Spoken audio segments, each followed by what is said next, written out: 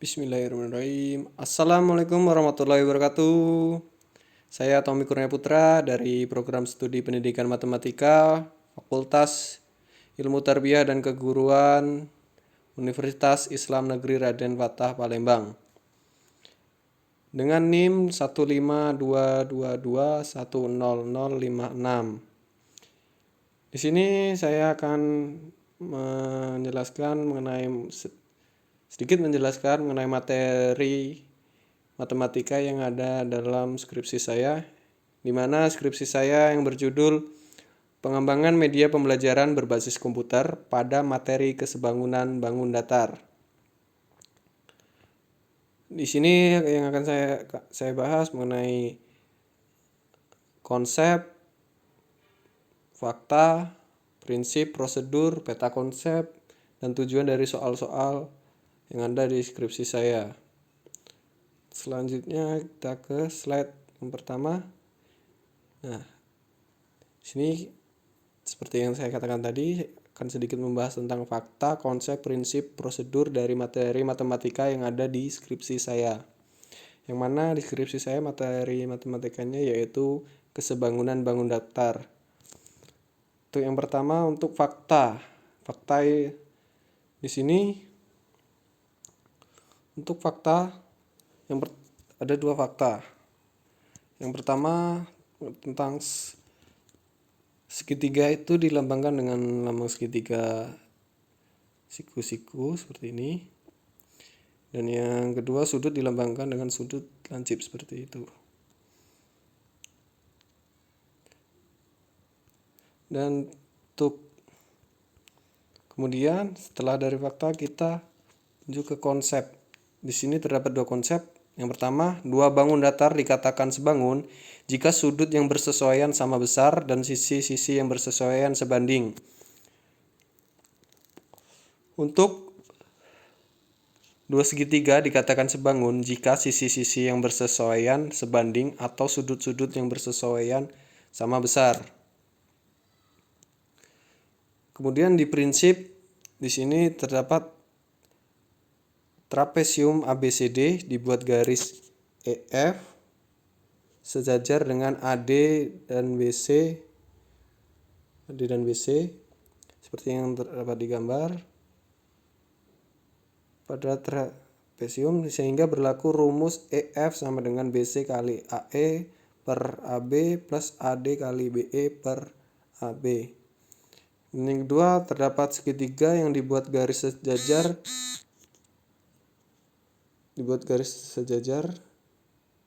DE sejajar dengan garis C di BC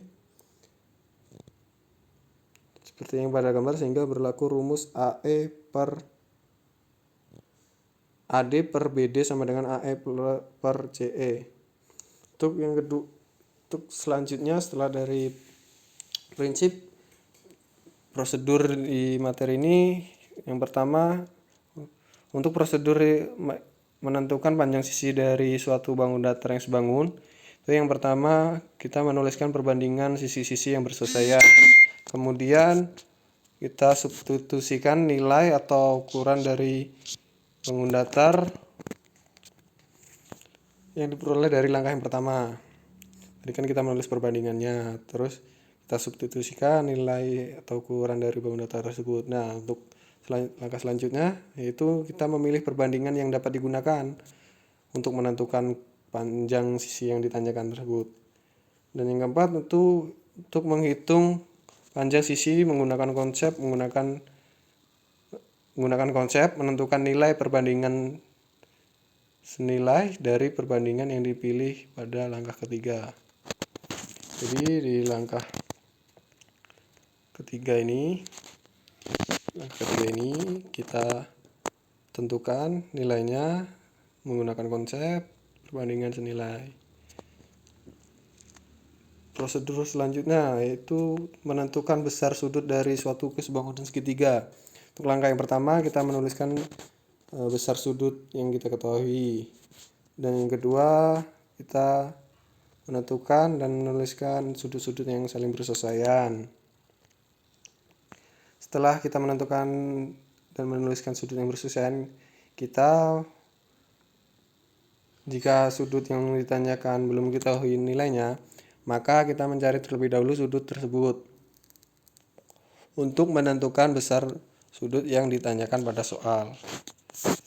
Nah, setelah dari fakta, konsep, prinsip, dan prosedur, kita ke peta konsep dari materi kesebangunan bangun datar yang ada di skripsi saya.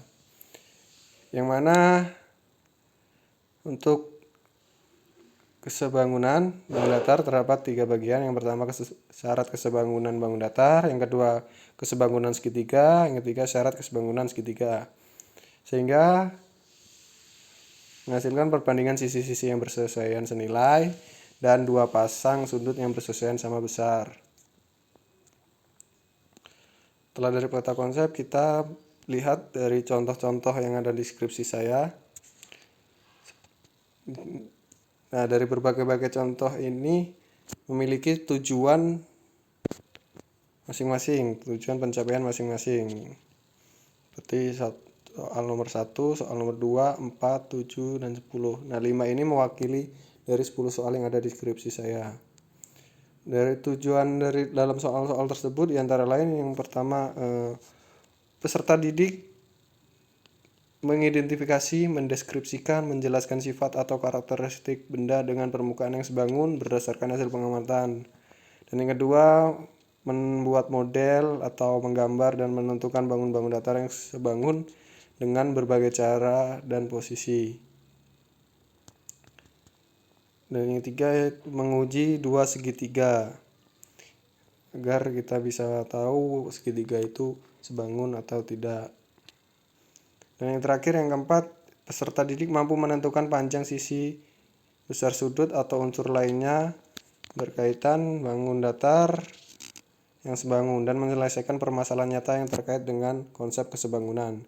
Nah, jadi di sini peserta didik diharapkan bisa menyelesaikan permasalahan yang diambil dari nyata dari lingkungan sekitar yang terkait dengan konsep kesebangunan.